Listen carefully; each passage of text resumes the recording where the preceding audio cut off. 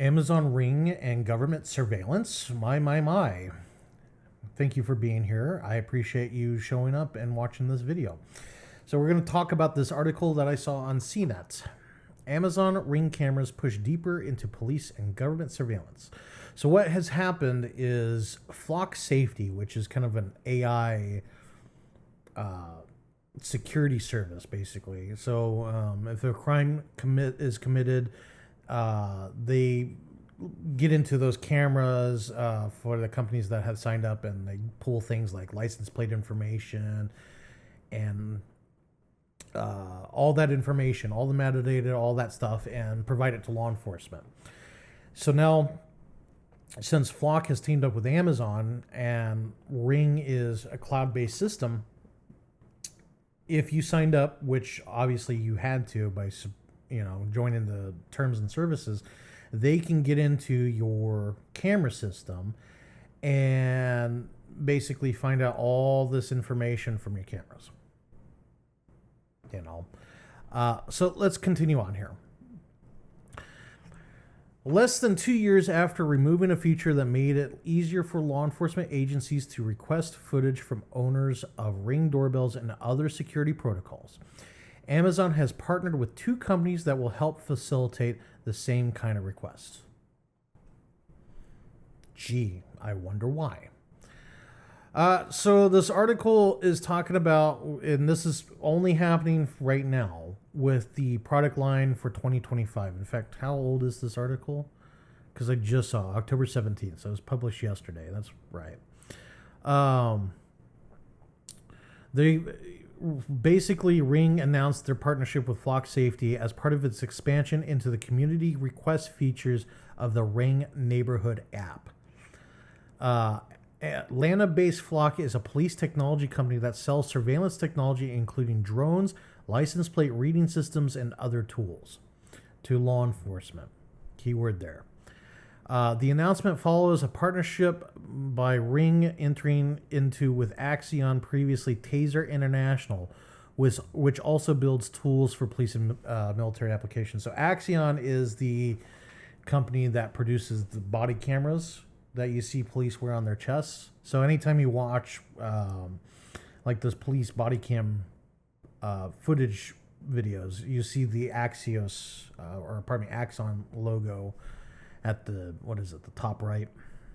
Yeah, that's where this is going. Taken together, the two partnership point to Amazon Ring division not only reintroducing technology for police to request images or videos from Ring customers without a warrant, but also to a closer alignment with companies that have ties to police department, ICE, Secret Service, and branch of the military. I believe that the Air Force is a big one in this partnership. I could be wrong on that. But that was just based on some basic research that I did just before I started this video, I think. It talks about the agency that is verified with Axon Evidence, which is owned by Axon, could submit a community request that includes a specific location and time frame of an incident and details about what's being investigated. So they're going to do a request. They're not going to do a warrant, right? And it's just going to be for a time frame and a specific location, and then they're going to pull up all that information. It says here that the request would appear publicly in the neighbor's feed, so the neighbor's app, for people in that area, notifying them with the option to provide footage of that incident. So, again, I don't know. I don't have Ring. I don't trust it. Okay? But basically what they're going to do is, on your app, it's going to pop up saying, hey, there was a robbery. We're looking for for evidence between like 10 at night and 12 in the morning. And you can opt in to provide that information. So the immediate question that I have in my mind is, what's to stop them from updating their terms of service and it being an automatic thing? What if, what are they going to limit the because I know Ring, it's the famous Ring is the doorbell camera, which that's fine. But I do know that Ring also has cameras for other parts of the house. What if there's an accident that transmits the footage from in my house to law enforcement? And like I have something, that's questionable on my coffee table or something like that.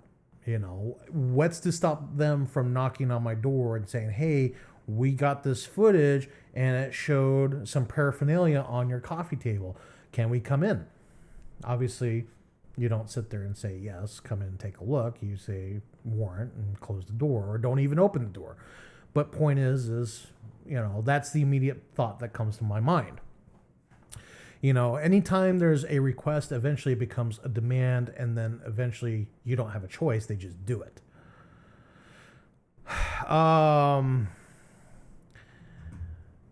It says here, if you ignore the request, the agency will not know. Your anonymity and videos are protected. The choice is entirely yours, Ring said in the post. Again, I don't trust that. I really don't. It's going to start as, hey, we're friends, give me the footage and we'll be on our way, to they're going to take it and you have no idea, and you're paying for the privilege, because in order to be part of Ring, you have to pay, what was it, like $15 a month for the cloud footage? Like, where does it stop?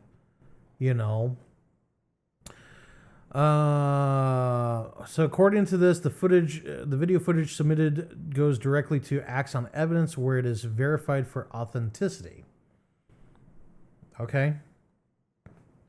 It doesn't mean anything to me. It says here, a representative for Ring reiterated the process for community requests, adding that only local public safety agencies can initiate community requests. Well, the problem is, though, is federal agencies have to attach themselves to local in order to operate within our borders. And it says even right here, it's unclear if local public safety agencies may include local branches of federal agencies such as the FBI or Homeland Security, which is ICE. So so many things pop into my mind here, and I don't like any of the options. The partnership Amazon has entered into would give these agencies more entry points for creating these requests. It says here, Amazon hinted in one of its blog posts that it may add partnerships with other companies. Community requests can only come from agencies that have been verified by a third party, such as Flock or Axon, and by Ring as well.